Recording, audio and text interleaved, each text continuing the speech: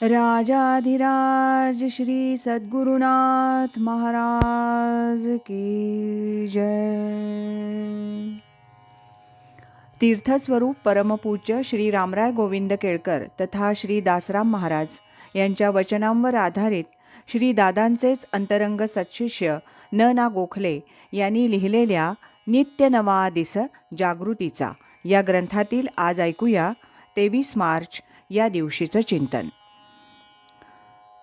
जीवमात्राला ती संसारात एक प्रकारची हळहळ आहे की ज्या योगानं त्याचा अस्वस्थपणा आणि अस्थिरपणा जाता जात नाही ती या नामानंच नाहीशी होते। परममूर्खा माझी मूर्ख जो संसारी मानी सुख, या संसार दुःखा ऐसे दुःख आणिक नाही। जन्म हेच विस्मरण ईश्वराचे।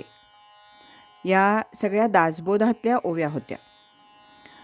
संसारात राहून माणूस सुख मिळवण्याची खटपट करत असतो। आपण त्यात यशस्वी होतो आहोत असंही त्याला काही काळ वाटत राहतं, परंतु घड्याळाच्या लंबकाप्रमाणे येणाऱ्या दुःखाच्या आवर्तनानं तो घाबरतो। जे काही सुखमय वाटत आहे ते अनित्य आणि अस्थिर आहे याची त्याला खात्री पटते, परंतु क्षणभरच, काही काळच।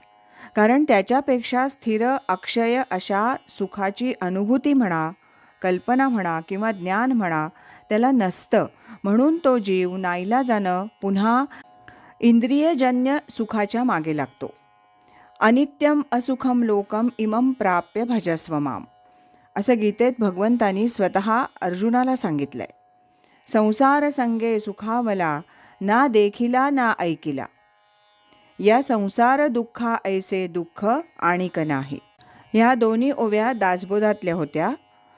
या सर्व पार्श्वभूमीवर मनुष्य मात्र सुखाची अपेक्षा करत असतो, ती कशी पूर्ण होईल। अर्थात हे सामान्य माणसांना पूर्णपणे जाणवत नाही। सर्वसाधारणपणे जागृत स्तरावरील जाणीवेच्या कक्षेत या गोष्टीचा विचार येत नाही, परंतु आपल्या मूळ सुखरूपाची ओळख जीवाला अबोध मनाच्या, विश्वमनाच्या पातळीवर असतेच असते।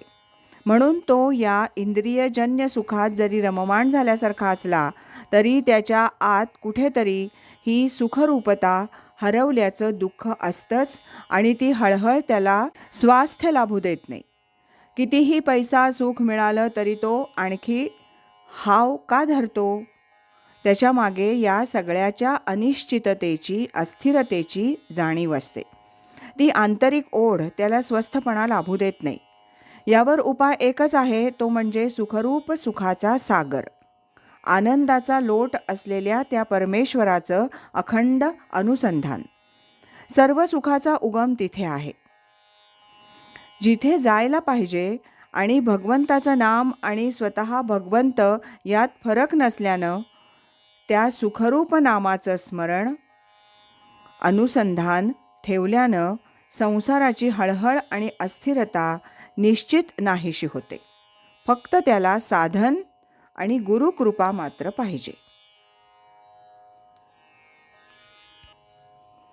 राजाधिराज श्री सद्गुरुनाथ महाराज की जय।